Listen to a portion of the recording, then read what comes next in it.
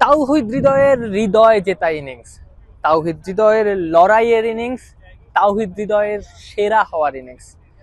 হৃদয় যখন ক্রিজে গিয়েছিলেন ২৬ রানে বাংলাদেশ তখন ৩ উইকেট হারানো দল, সেখান থেকে ৩৫-এর মধ্যেই বাংলাদেশ দল ৫ উইকেট হারায়, পাওয়ার প্লেতেই ৫ উইকেট হারায়। সেখান থেকে জাকের আলী অনিককে নিয়ে ১৫৪ রানের অনবদ্য একটা জুটি গড়েন, বাংলাদেশ দল ২২৮ রানের একটা স্কোর পায়। তাসকিনরা ২২৯ রানের একটা লক্ষ্য পান, যেটাকে দিয়ে তারা ডিফেন্ড করবেন, যেটাকে পুঁজি করে তারা বোলিং করবেন, যেটাকে দিয়ে তারা লড়াই করবেন।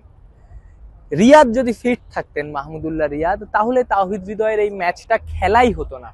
ওয়েস্ট ইন্ডিজে তিনি একদমই পারফর্ম করতে পারেননি, ফর্মে ছিলেন না, বিপিএলটাও তার ওইভাবে ভালো যায়নি।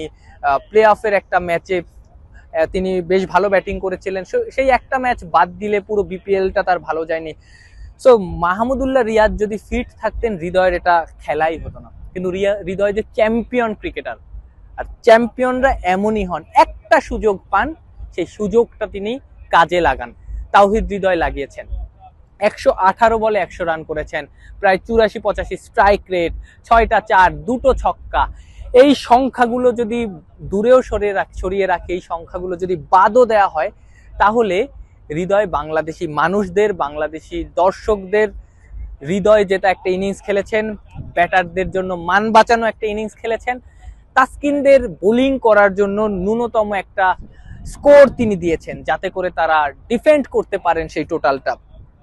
হৃদয়ের ইনিংসের একটা ব্যাপার খুবই সিগনিফিকেন্ট, তিনি ম্যাচের পেস বোঝার চেষ্টা করেছেন। শুরুতে তিনি সময় নিয়েছেন, পরবর্তীতে সিঙ্গেলসের দিকে মনোযোগ দিয়েছেন, এবং যখন তিনি সেট হয়েছেন, যখন তিনি বুঝেছেন, যখন তার রান 30 ক্রস করেছে, যখন তিনি 50টা বল খেলে ফেলেছেন, তখন তিনি বুঝেছেন যে এই উইকেটটা তার জন্য, তিনি উইকেটটা রিড করে ফেলেছেন, আজকে তার দিন, তাকে কাজে লাগাতে হবে, সেটা তিনি কাজে লাগিয়েছেন।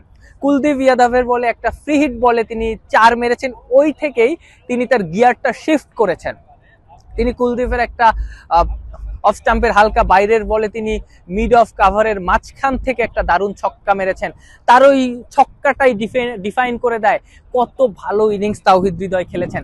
ক্যারিয়ারের প্রথম সেঞ্চুরি পেয়েছেন, এবং এই সেঞ্চুরিটা নিশ্চয়ই অনেকদিন হৃদয়ের মনে থাকবে, আরো ভালোভাবে মনে থাকবে যদি তাসকিনরা এই রানটাকে ডিফেন্ড করে হৃদয়দের মুখে, বাংলাদেশের দর্শকদের মুখে, বাংলাদেশের সকল সমর্থকের মুখে হাসি ফোটাতে পারেন।